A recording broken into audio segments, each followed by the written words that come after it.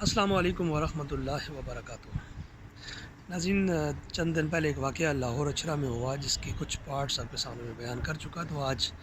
اسی سلسلہ میں کچھ مزید چیزیں آپ کے سامنے رکھنا چاہتا ہوں۔ ایک ہمارے پروفیسر دوست ہیں ڈاکٹر نور رحمان صاحب،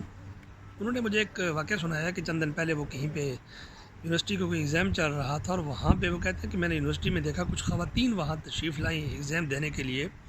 اور وہ خواتین بھی کوئی اسٹوڈنٹ نہیں تھی چھوٹی، بلکہ مختلف شعبہ جات پہ کام کرنے والی خواتین تھیں۔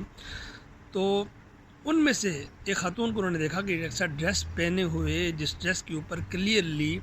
حروف تہجی مختلف انداز میں قرآن پاک کے جو ہے وہ لکھے ہوئے تھے۔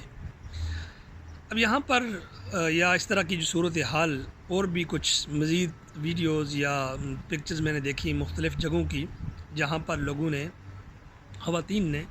قرآن پاک کی آیات بینات جو ہیں وہ ان کے ڈریسز پہنے ہوئے ہیں، مختلف اس کی جگہوں پر وہ ڈیزائن وہ لگے ہوئے ہیں۔ اس سلسلے میں وہ جو واقعہ ہوا اچھرا، وہ سارے آپ جانتے ہیں۔ اب اس واقعے میں بہت ساری چیزیں جو ہے وہ نئی آ رہی ہیں۔ پہلی چیز تو آپ نے یہ دیکھی اس کے اندر کہ ایک دم سے آپ نے دیکھا کہ اس واقعے کو فوراً اس کی تشہیر کر دی گئی، پوری دنیا میں ایک بہت بڑا ایشو کریٹ کر دیا گیا۔ اس واقعے سے ایک فائدہ تو یہ ہوا کہ وہ لوگ جو دین کا، جو دینی شناخت رکھتے ہیں، جو کہ ہمیشہ دین کے خلاف اٹھنے والی ہر تحریک کے سامنے وہ سد سکندری کی صورتحال اختیار کر لیتے ہیں، ان کو بدنام کرنے کی پہلے مرحلہ میں بہت بڑی کوشش کی گئی، اور کہا گیا کہ یہ تحریک لبیک کے لوگ ہیں، یہ جو بھی ہیں، لیکن وہ لوگ بھی شاید پلانٹڈ تھے اور چند لوگ وہاں پر لائے گئے تھے، چونکہ ابھی تک کسی تبلیغی تحریک لبیک کی کسی رہنما نے اس ذمہ داری کو قبول جو ہے وہ نہیں کیا کہ ہم لوگوں کا فلاں لیڈر وہاں موجود تھا، تو وہ عام لوگ تھے جنہوں نے داڑیاں رکھی ہوئی تھیں، ان کو کہا گیا کہ یہ تحریک لبیک کے لوگ ہیں،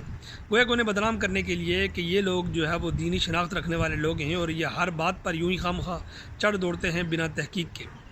پھر دوسری بات انہوں نے یہاں پر یہ ہوئی اپڈیٹ اس کے اندر کہ پھر ایک دم سے وہ پولیس بھی آئی، سارا کچھ ہوا، پھر اس خاتون کو وہاں سے بڑے ہی ایک کیا کہتے ہیں اس کو، فلمی انداز میں جو وہاں کی جو پولیس افیسر تھیں خاتون، تو انہوں نے ان کو وہاں سے بچایا، اور بچانے کے بعد ان کو وہ لے گئیں، اور پھر سوشل میڈیا پر، الیکٹرانک میڈیا پر بڑے اس خاتون کے چرچے ہوئے، اتنے چرچے ہوئے کہ مجھے ملالہ یوسفزئی جو ہے وہ یاد آنے لگیں، ان کی سارے کا سارا سین میری آنکھوں کے سامنے گھومنے لگا۔ پھر ہماری وزیر اعلیٰ پنجاب صاحبہ نے بھی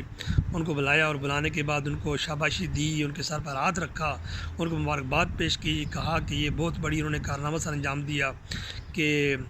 کیمیکل لیس جو اسلحہ سے لیس تھے نا، وہاں دہشت گرد تھے، انہوں نے اس خاتون کو ان سے بچا لیا، ورنہ پتہ نہیں کیا ہو جاتا۔ خیر اس کے بعد یہاں یہ سلسلہ مزید رکا نہیں ہے، اب اس کے بعد اگلا مرحلہ ایک اور آتا ہے۔ اس مرحلہ میں جناب اب وہ اس خاتون کو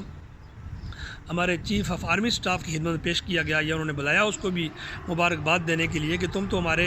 جوانوں سے بھی بہادر نکلی، کیونکہ اکثر اوقات ہمارے جو جوان ہیں ان کے پر خودکش بمبار حملہ کر دیتے ہیں، وہ اسلحے کے باوجود بھی اپنے آپ کو نہیں بچا سکتے، لیکن تم نے تو خود بھی اپنے آپ کو بچا لیا، اور ان بمباروں سے اس خاتون کو بھی بچا کر لیا، تم تو بڑی بہادر نکلی۔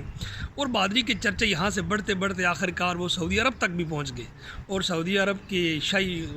خاندان نے، یا خبروں میں تو شاہی خاندان بتایا جا رہا ہے، اب یہ نہیں پتا کہ وہ واقعی شاہی خاندان بلا رہا ہے ان کو، یا اس پر پولیس افیسر کو، یا وہ کمپنی بلا رہی ہے جن کی یہ برانڈ تھی، کیونکہ ظاہر ہے برانڈ جتنی بھی ہوتی ہیں زیادہ تر انہی کی ہوتی ہیں جو مالک ہوتے ہیں ملک کے۔ تو اس حوالے سے یہ بھی لگتا ہے کہ یہ سارے کا سارا جو سلسلہ کیا گیا، اس کے پیچھے ایک چھپی ہوئی چیز یہ بھی ہو سکتی ہے کہ اپنی برانڈ کی تشہیر کرنے کے لیے انہوں نے سب سے آسان ترین ذریعہ جو ہے وہ یہ ڈھونڈا۔ اس کا ایک فائدہ تو یہ ہوا کہ تشہیر ایک دم سے ان کی برانڈ کی ہوگی، پوری دنیا میں برانڈ کا نام ہو گیا بغیر کسی محنت کے، اور دوسرا یہ ہوا کہ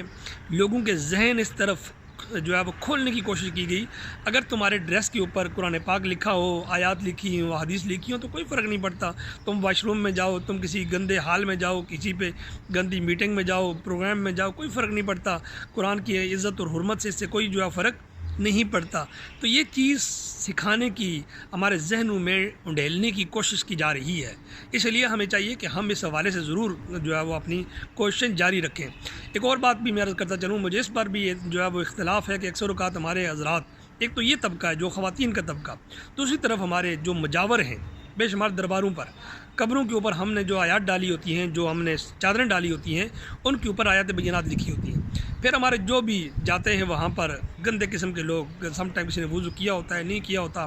اور جناب ان کے گلے میں وہ چادریں لٹکا دی جاتی ہیں۔ پھر وہاں پر جو گھومنے والے مجاور جو ہیں، کسی نے منہ میں جو ہے وہ چرس کا سوٹا لیا ہوا ہے، کسی نے کوئی اور گندی حرکت کی ہوئی ہے، اپنے لباس پاک نہیں ہے، جسم پاک نہیں ہے، زبانیں پاک نہیں ہیں، اور وہ قرآن پاک کی چادریں اپنے جسم کے ساتھ سردیوں میں لپیٹے ہوئے باہر جو ہے وہ گلیوں میں سوئے ہوتے ہیں، تو یہ بھی اسی طرح ہی قرآن کریم کی بے حرمتی ہے، جس طرح کہ